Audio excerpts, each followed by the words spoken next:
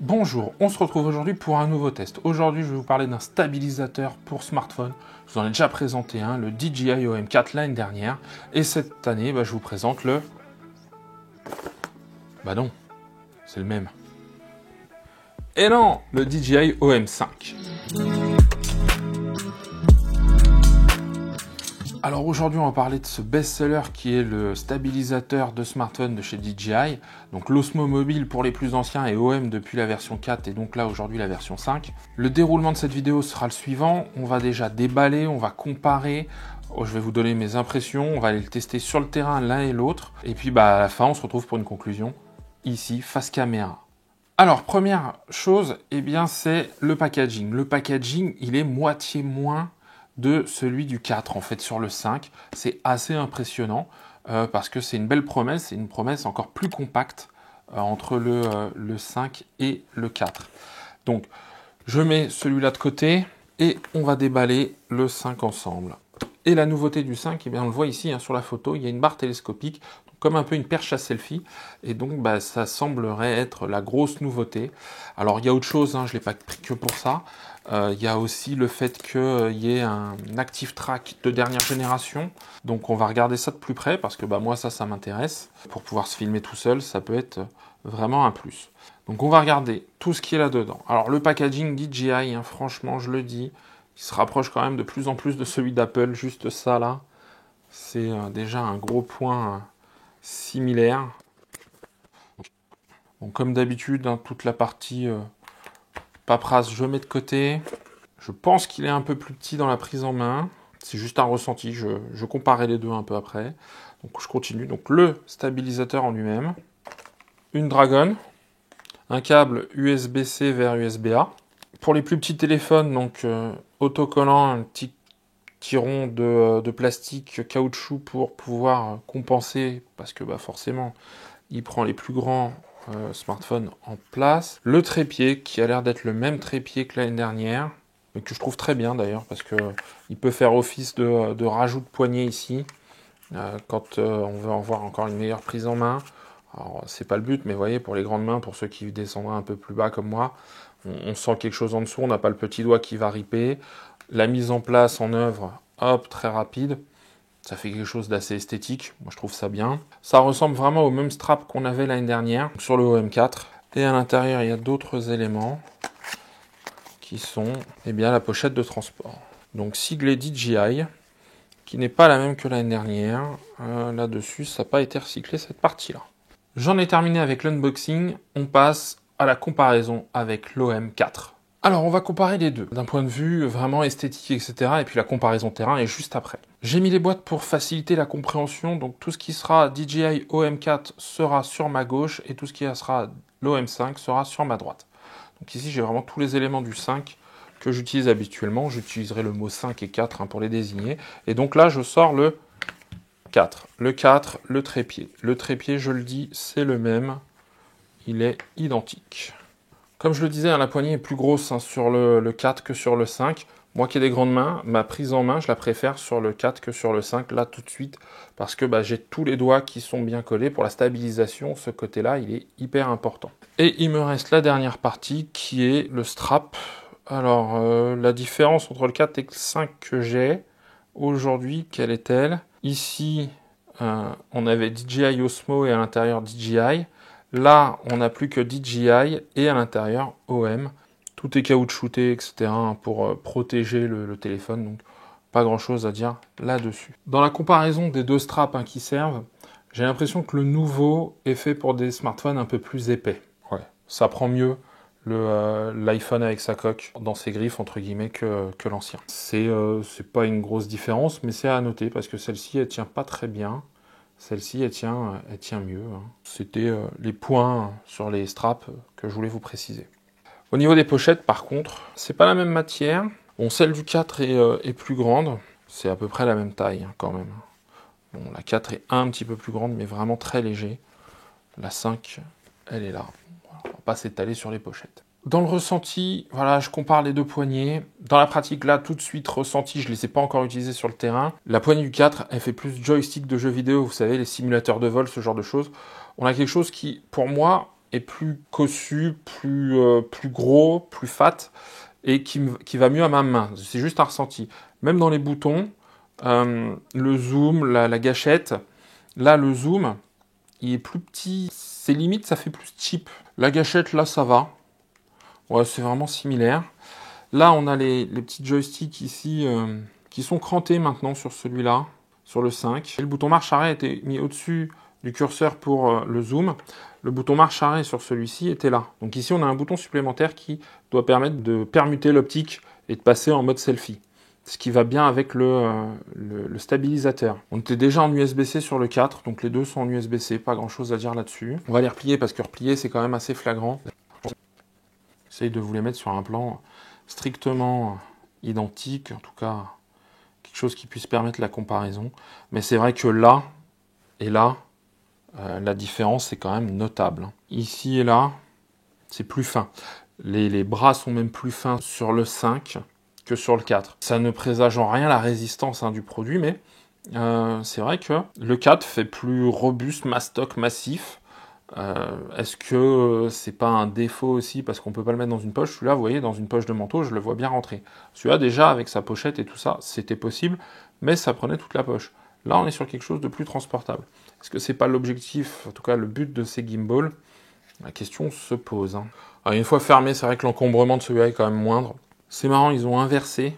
La partie caoutchouc douce c'est là, et donc là on a la partie plastique. Là on avait la partie caoutchouc là sur la paume de la main, puis les doigts sur la partie plastique. Je vais vous mettre le poids des deux pour pouvoir comparer. Je vais également vous mettre les dimensions repliées, dépliées pour que derrière vous puissiez vraiment avoir un ordre d'idée de la différence en plus de la partie vidéo. Je vais faire un premier démarrage avec le 5 avant le test sur le terrain. J'ai installé mon smartphone sur l'OM5. Là, je suis vraiment en config normal. Forcément, au démarrage, il y a l'appairage, ça s'est fait rapidement. DJI fait souvent des mises à jour sur ses nouveaux produits, donc j'ai dû mettre à jour le produit. Tout s'est bien passé. Donc, encore une fois, je suis sur cette simplicité avec l'application DJI Mimo. Ce que je vous ai pas montré dans le déballage et que j'aurais dû vous montrer, c'est quoi? C'est que lui, maintenant, il a cette fonction-là. En tout cas, il a cette possibilité-là. Ce qui n'est pas négligeable parce que demain, vous voulez faire une petite visio, peut-être, j'en sais rien. Hop, voilà. Je le mets là, à hauteur d'yeux. Je suis en face, je peux appeler les gens. Alors, je dis des bêtises parce que visio, ça n'a pas fonctionné pour la simple et bonne raison, c'est que je vais sortir du programme. Mais c'est dommage parce que si on avait ça sur un programme en visioconférence, ce serait top. Par contre, plutôt que d'avoir quelque chose qu'on tient, vous voyez, à bout de bras ou quoi que ce soit, sur une table, ça fait un chouette trépied. Là, je vais le mettre là plutôt pour avoir un plan un peu sympa. Mais vous voyez là, ça fait quelque chose d'assez sympa. Je vais enregistrer la vidéo pour que vous ayez, vous, une idée de ce que ça peut donner. Donc voilà, là, j'enregistre avec mon smartphone et l'Active Track est en route. Là, vous voyez un peu l'envers du décor.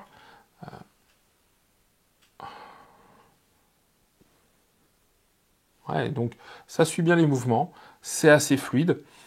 Et l'avantage, là, encore une fois, c'est qu'on est sur quelque chose qui est à hauteur d'yeux. Donc ça, c'est vraiment bien. Ça marche vraiment pas mal. J'avais pas ce souvenir-là sur celui-ci. Alors je rappelle, ça c'est l'Active Track 3, là l'Active Track 4. J'entendais les moteurs du 5, j'entends pas ceux du 4. Alors, est-ce que ça vient de mon modèle à moi ? Je vais m'arrêter là pour la comparaison entre les deux sur la partie statique. Ce que je vous propose, c'est qu'on les mette en extérieur l'un en face de l'autre et après on se retrouve ici pour la conclusion. Alors, je suis très content de vous retrouver dehors. Alors, dehors, c'est la galère au niveau du son. J'ai des travaux là-bas, j'ai des avions au-dessus. C'est vraiment une galère, mais je voulais vraiment vous proposer du contenu à l'extérieur. J'ai même une petite alarme, je crois, qui sonne derrière. On est au top de ce spot, bien choisi. Merci Cyril. On se retrouve pour tester en extérieur les DJI, l'OM4 et l'OM5. Je rappelle, on fait la battle, le combat des chefs sur ces deux stabilisateurs. Alors, l'idée encore une fois, c'est vraiment de regarder dans des conditions les plus similaires possibles. Eh bien, écoutez, je m'équipe, je prends les deux stabilisateurs et j'arrive tout de suite. Donc là, je suis en mode selfie avec les deux stabilisateurs et je marche. Donc, je vous laisse regarder, de vous faire une idée de ce qui fonctionne le mieux ou pas. Voilà. Je marche normalement pour vous faire une idée.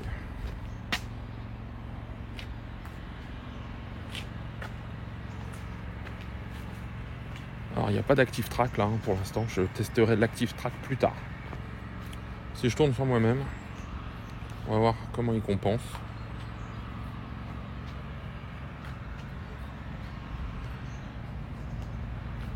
Là je vais changer de vue pour voir la stabilisation si je marche avec la caméra normale. J'ai déclenché donc sur les deux, désolé pour le bruit. Les deux sont en mode auto, comme ça on se fait une idée des choses. Alors moi encore une fois je le redis, j'ai des grandes mains et franchement je le ressens, l'OM4 est plus facile à prendre en main pour moi. Parce que la poignée et tout est plus gros. Maintenant on continue le test.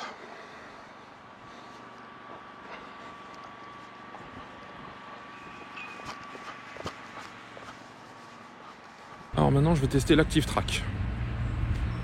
Donc là je suis sur le OM5, là je suis sur l'OM4.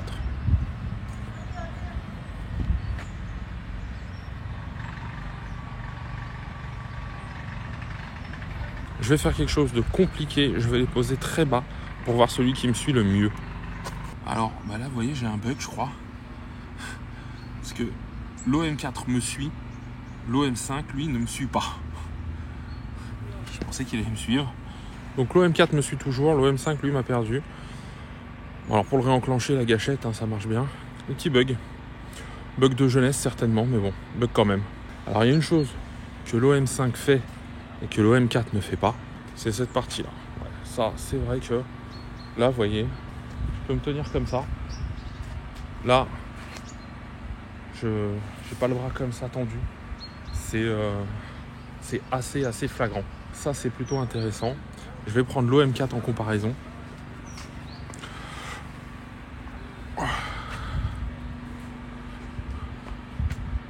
Donc oui, vous voyez, l'OM4, pour avoir quelque chose... Alors, l'angle est le même, à peu près. Mais c'est vrai que là, vous voyez, je peux le porter comme ça. Celui-là, si je le porte comme ça, il n'est pas assez haut, en fait. Vous voyez, et ça, c'est plutôt intéressant quand on veut marcher. On fatigue moins à être comme ça. Vous voyez, bras contre le corps, que bras tendus en hauteur pour avoir un plan à peu près sympa. On arrive à la fin de la vidéo et je vais pas être tendre. Quand je dis je vais pas être tendre, c'est que pour moi, l'OM5 n'est pas une réussite, en tout cas une pleine réussite. Pourquoi on le prendrait ? Eh bien, on le prendrait pour deux raisons principalement. Son côté hyper compact, ça, il n'y a pas à dire, je vais être très direct. Ça, c'est tout petit, ça se range dans une poche de manteau, pas une poche de jean, on est bien d'accord. Voilà, c'est vraiment super bien pensé, etc. Bravo. Et le deuxième, eh bien, c'est... hop, ce côté perche à selfie qui fait que, eh bien, si j'ai besoin de me filmer, de vlogger, eh bien, c'est vrai que j'ai le bras contre moi, je vais moins fatiguer, il va être à hauteur d'yeux, ça c'est vraiment top. Avec un Osmo Mobile de précédente génération, on lève le bras plus haut, on est plus tendu, c'est un petit peu plus dommage. Mais voilà les deux principales raisons qui vont faire que on prendrait le 5 par rapport à un 4. Alors, qu'est-ce qui fait qu'on prendrait un 4 maintenant ? Eh bien, toutes les autres choses. Qu'est-ce que j'entends par là ? Alors, dans la prise en main, je vous l'ai déjà dit, mais c'est plus facile, c'est plus simple. Il respire plus la solidité. Moi, quand je le referme, c'est des choses toutes bêtes, mais quand je le mets comme ça, là, ça bouge pas. Voilà, là, c'est bloqué pendant le transport. Là, sincèrement, il y a une petite encoche qui est pas hyper large, hyper profonde. Hop, là, je l'ai fait sortir de l'encoche. Je sais pas si vous entendez. Alors, je chipote, mais... à 159 €, je vais me permettre de chipoter. Au niveau des boutons, le bouton de zoom, d'accord, qui est ici, eh bien, il est plus facilement, il tombe plus facilement sous le doigt, on le trouve plus facilement. Donc ça déjà, ça fait deux raisons qui font que j'irai plus sur le 4 que sur le 5. Après, il y a d'autres éléments. La batterie. Et ouais, la batterie, on est à 15 heures en utilisation idéale, on est à 6,2 ou 0,3 heures sur le 5. On a divisé par 2,5. C'est un petit peu dommage. D'ailleurs, cette batterie qui permet, ici c'est prévu, donc la recharge en USB-C, ça je vous l'avais dit, mais ici en USB-A, j'ai une petite trappe et je peux recharger mon smartphone grâce à cette poignée, alors que là, je ne peux pas. C'est tout bête, mais c'est des choses qui...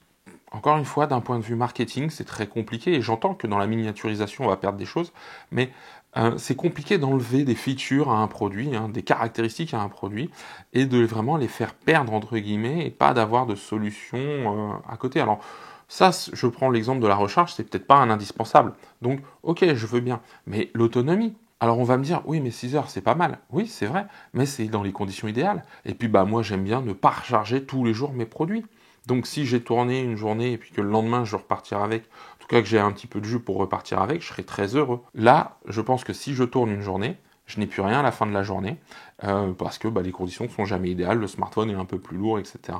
Donc, ça, c'est des choses qui font pencher encore une fois sur l'OM4. Il y a aussi la résistance et la solidité. L'OM4, c'est pas forcément le plus fin du monde, je le reconnais. Mais alors, j'ai vraiment aucun souci à le manipuler, j'ai une bonne sensation en main. Je dis pas qu'il n'y a pas de bonne sensation avec le 5, je dis juste que je n'ai pas les mêmes sensations. D'accord ? Elles sont pas du même niveau qualitatif. Des choses toutes bêtes, mais vous voyez, pour l'ouvrir, alors voilà, là il est très compact. Pour l'ouvrir, il faut penser à mettre ça en arrière. D'ailleurs, vous voyez, les petits crans ils tiennent pas très bien. Il faut bien le penser à mettre en arrière et faire comme ça. Donc ça fait un geste supplémentaire. Alors au nom encore une fois de la compacité et du transport, je l'entends, mais je trouve ça dommage. Et quand je le manipule, bah, j'ai un petit peu peur. Il y a des petits trucs comme ça, voilà, qui me font dire, bah, pourquoi prendre le 5 alors que le 4 était très bien. Sauf, encore une fois, je le dis, pour le transport. Et le dernier point, c'est le prix.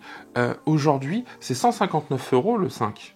D'accord ? C'est pas anodin, faut en avoir une utilité. Alors, pour encore une fois, tout ce que j'ai montré, mais 159, d'ailleurs, DJI prend 10 € de temps en temps. Hein. Moi, je les ai connus à 119, 129, 149, 159 maintenant. Je trouve pas ça justifié forcément hein, de prendre 10 € chaque année. Bon, pourquoi pas, mais c'est un petit peu dommage, sachant qu'on perd des features.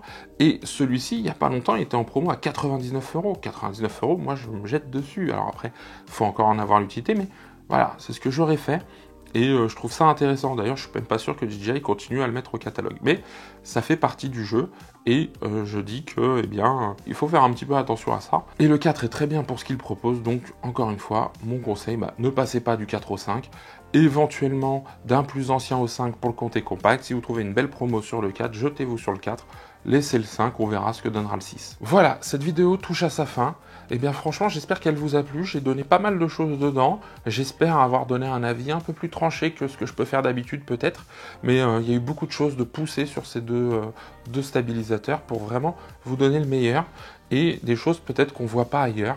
Encore une fois, moi je ne suis pas sponsorisé, etc. Donc je le fais vraiment avec le plus d'objectivité possible et j'espère que ça vous plaira. Alors rien que pour ça, eh bien abonnez-vous à la chaîne, mettez un pouce bleu, le like c'est important, commentez si vous avez des questions, si vous n'êtes pas d'accord, parce que vous pouvez avoir le 5 et avoir eu le 4 et me dire non je suis pas d'accord, peut-être avec un modèle plus ancien, mais encore une fois, l'idée c'est vraiment de pouvoir débattre et de partager sur les produits. Partagez cette vidéo, c'est important, il y a peut-être des personnes qui se posent des questions, est-ce que je devrais investir autant, est-ce que je peux pas prendre un modèle plus ancien, peut-être en occasion? Et bien voilà, le partage amènera tout ça. La vidéo touche à sa fin, moi je vous dis à très bientôt pour un nouveau test et surtout, prenez soin de vous.